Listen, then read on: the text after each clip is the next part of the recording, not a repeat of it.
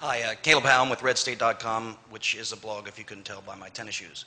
I'm also a former Marine, so I may be a little unrefined here. My question is mainly for the warriors. We were talking about how to identify the enemy, and last week, Helen Thomas, pausing for booing, it was after the Christmas bombing incident, and they were talking with the counterterrorism czar, and her question was, why do they want to do this?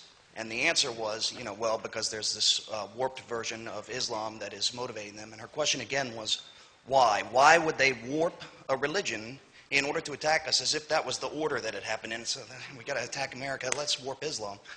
What do you say to people who will jump through any mental hoops in order to make us the bad guy? Because her conclusion is that they are fighting a war to be isolated and sovereign, not a war against us. How do you answer people like that? Joe? You're the smartest guy here. We're going to stick you with the hardest question. We got some legal advice here. Maybe we can figure this out, right? I'd say take the fifth. Yeah. I mean, they just have to increase their understanding of what's going on. I mean, they don't understand the foundation of what's going on, so they need to increase their reading. Sure, but people like Helen Thomas drive the debate that other people see every day on TV. How do you answer them? How do you explain to them why she's wrong? Hopefully, there are other voices out there that are rational and they can explain it in ways that they're not in the White House press corps. Yeah. Well, let me say this, and this, I don't care about being popular, whatever. The first thing you got to do is you got to study and understand who you're up against. And you must realize that this is not a religion that you're fighting against. You're fighting against a theopolitical belief system and construct. You're fighting against something that's been doing this thing since 622 AD, 7th century, 1,388 years.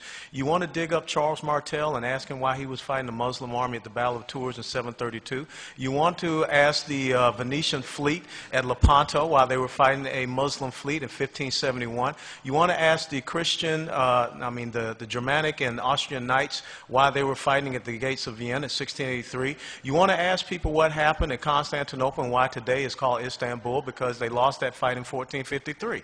You need to get into the Quran. You need to understand their precepts. You need to read the Surah. You need to read the Hadiths. And then you can really understand this is not a perversion.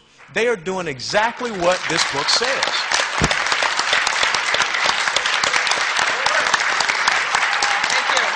But, all right.